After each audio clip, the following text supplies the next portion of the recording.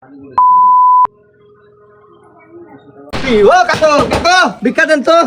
এই গোটটা একটা দিন এসে ভিক্ষা পায় না সালা। নতুন বিয়া করলে পোলা বানায় একটা ঝামেলা, দরজা খুলতে চায় না। ও আমার গনিশার নামে বড় জাহালা রে, মানা রাখবো না না। ও কাকু কাকু ভিক্ষা দেন। ও কাকু মাইরে না সাসা গো সাসা। ও কাকু দরজা খুলেন, ভিক্ষা দেন।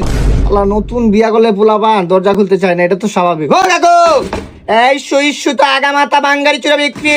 বাঙ্গারি কই রে? আরে বাঙ্গারি না খাতো ভিক্ষা দে। এই মিয়া পাগল নাকি? এই কোন স্টাইলে ভিক্ষা চাওয়া? কোয়ালিটি না কোয়ান্টিটি বাবা দিলাম। সুজা আঙ্গুলে ঘি উঠে না তো, তাই আঙ্গুলটা একটু বাঁকা করলাম। রাকিব ঝুঁকা জ্ঞান ইচ্ছা এই লন মিয়া, হয় নাই। প্রথমত এই চাউলের কোয়ান্টিটিটা কম আছে।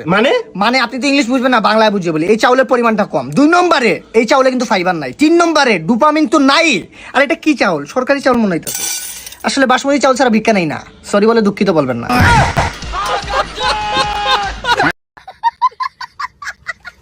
তুমি চোর নয়, তুমি কুষ্ঠকাঠিন্য, বাকি তো হয় মনোমালিন্য।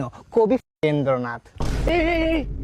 আপনার নাম আমি শুনছি, আপনি নাকি হাত দেখে মানুষের ভবিষ্যৎ বলতে পারেন। এইভাবে বলে না, কবি রবীন্দ্রনাথ আপনি নাকি হাত দেখেই ভবিষ্যৎ বল।